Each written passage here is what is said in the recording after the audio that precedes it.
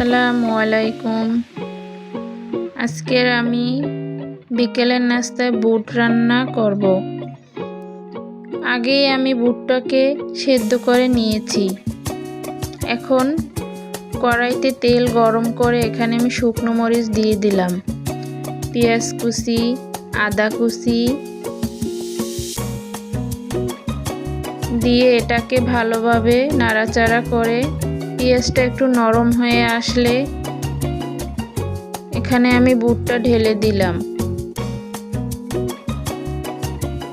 আমার বাসায় এরকমের বুট ভাজা সবাই পছন্দ করে। এখানে আমি টমেটো কুচি দিয়ে দিলাম,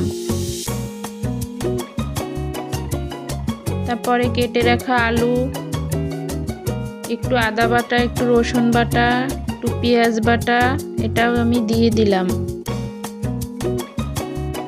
সবটা ঢেলে দিয়ে এটাকে ভালো করে নাড়াচাড়া করে লবণ দিয়ে দিলাম।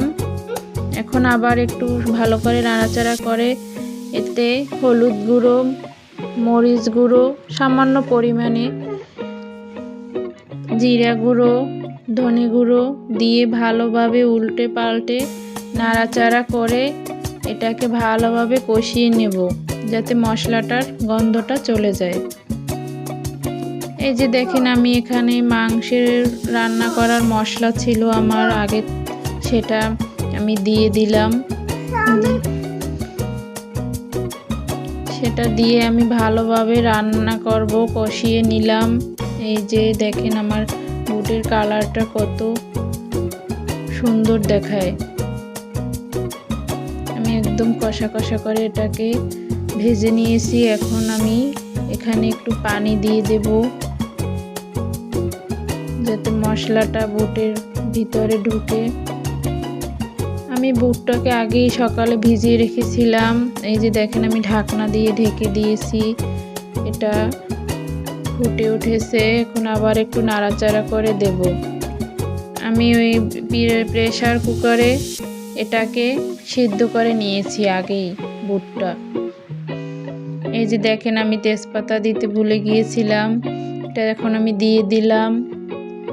এটা তেল পেঁয়াজের সাথে দিলেই ভালো হয়, আমি ভুলে গিয়েছিলাম, তো আপনারা পেঁয়াজের সাথে তেজপাতাটা দিয়ে দেবেন। এই যে আমার বুট হয়ে আসছে, এখন আমি ধনেপাতা দিয়ে দিচ্ছি। ধনেপাতায় বুটের স্বাদটা আরও বাড়িয়ে তোলে।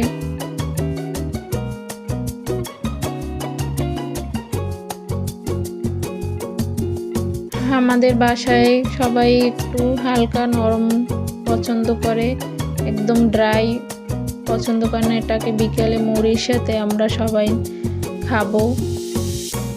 এই যে দেখেন আমার বুটটা রেডি হয়ে গিয়েছে, একটু নরম নরম থাকে, এটার সাথে মুড়ি দিয়ে খেতে বেশ ভালোই লাগে।